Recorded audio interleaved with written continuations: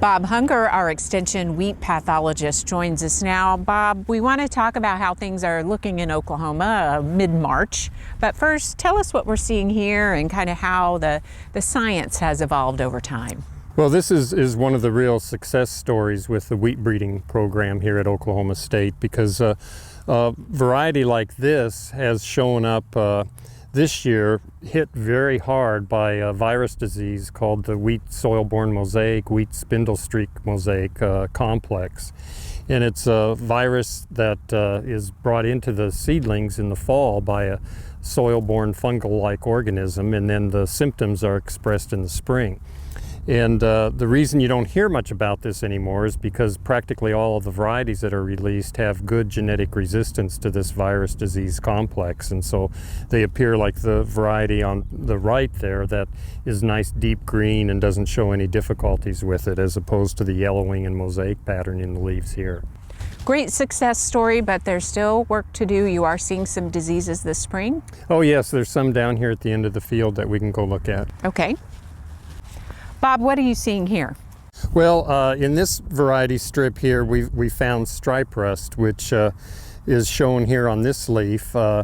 It has those real kind of orangish colored spores or pustules with the orangish colored spores inside of it. And it's had a very low incidence in here, but there is some stripe rust in here, which people should be watching for now as the weather's starting to get more moist and temperatures are getting more optimum. And you're keeping your eye on a couple of other areas too.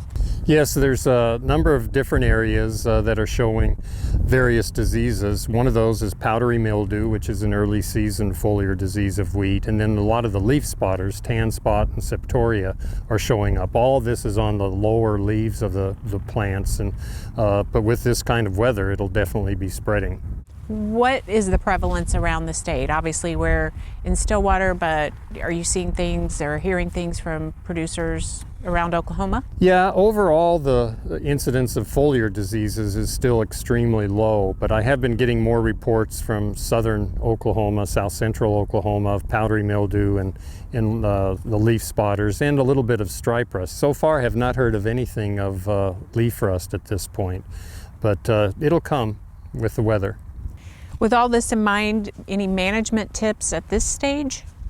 No, well, of course, management would have been to think about your variety selection last fall for varieties that have resistance to the different diseases that fit your system, no-till versus clean-till, so on and so forth.